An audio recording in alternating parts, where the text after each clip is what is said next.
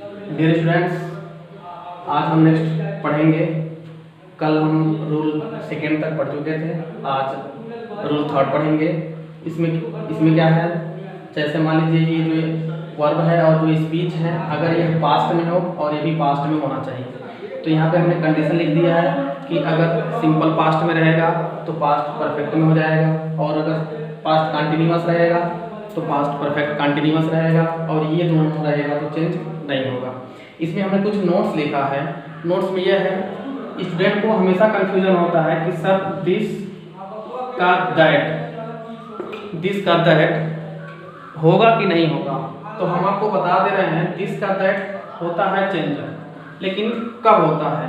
जब सब्जेक्ट जो स्पीच है, स्पीच का जो सब्जेक्ट है, अगर यह दिस या हियर रहता है तो यह कभी चेंज नहीं होगा। क्यों? क्योंकि अंग्रेजी में रूल है कि अगर हम जब कंजक्शन दैट के बाद दैट पुनः दैट लगा देंगे तो दो वर्ड एक साथ यूज नहीं होगा। ये बहुत बड़ी गलती है। तो दिस का दैट और हियर का देयर तब होगा जब यह ऑब्जेक्ट में आएगा। अगर यही दिस यहाँ पर दिस और हियर ऑब्जेक्ट के रूप में आएगा तो दिस का दैट और हियर का देयर करेंगे, लेकिन अगर दिस सब्जेक्ट की जगह पे आएगा तो चेंज नहीं होगा। ठीक है, तो ये कुछ कंसेप्ट थे। अब हम इसका एक एक करके एग्जांपल देखेंगे। तो सबसे पहले हम जानते हैं कि सेंटेंस 5 होता है, असर्टिव, इंट्रोगेटिव, फिर उसके बाद ऑप्टेटिव, फिर एक्सक्लेमेटरी और इंपरेटिव। तो हम असर्टिव का सेंटेंस देखेंगे। एक आपके सामने एग्जांपल है, उसको देखेंगे। तो यहाँ लिखा है Ram said to him he is going. See, यह सब्जेक्ट है, यह वर्ब है और यह ऑब्जेक्ट है।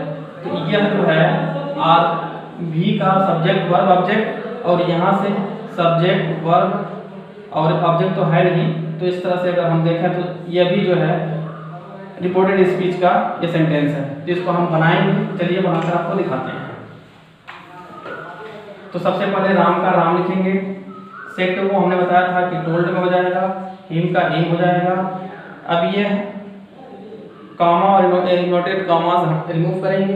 अब देखेंगे सेंटेंस क्या है, सब्जेक्ट है, सिंपल सेंटेंस है। जब सिंपल है तो इसके जगह पे दैट हो जाएगा।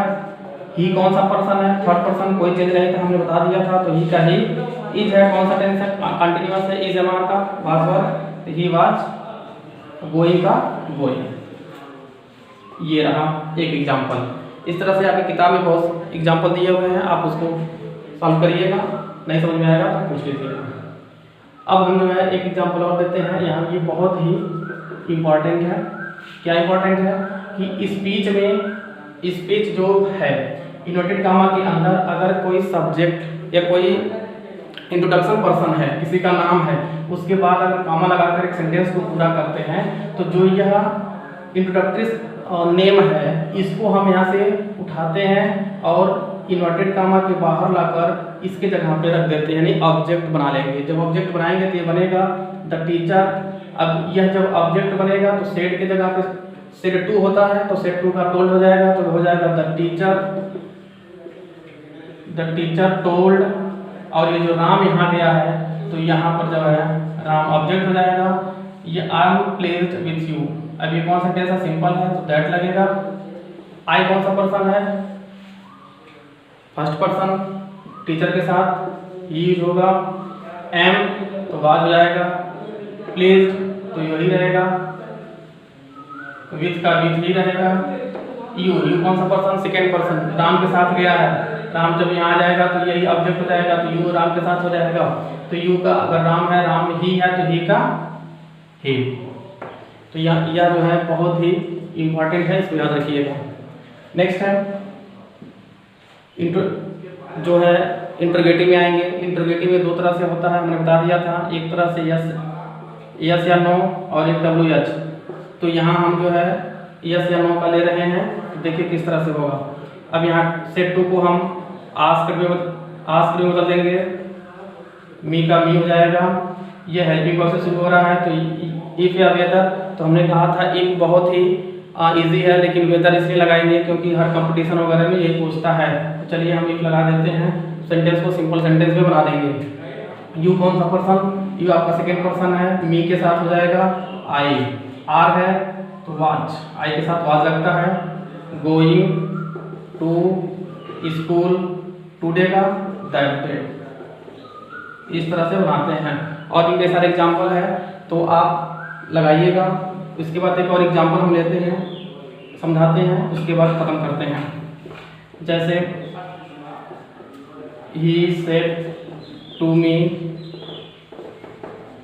What are you doing. देखिए डब्ल्यू से आया है तो ये डब्ल्यू एच इसकी जगह पे हो जाएगा, तो ही का ही हो जाएगा, सेड टू का आस्क हो जाएगा, मी का मी होगा। यहाँ पे इफ नहीं लगेगा क्योंकि ये जो है रीजन से स्टार्ट हो रहा है डब्ल्यू एच से, तो ये डब्ल्यू एच इसकी जगह पे हो जाएगा, तो डब्ल्यू एच वाट है तो वाट होगा। सिंपल सेंटेंस बना दीजिए, यू है, यू सेकेंड पर्सन, मी है तो आई, अब आई के साथ वाट हो जाएगा और गोइंग।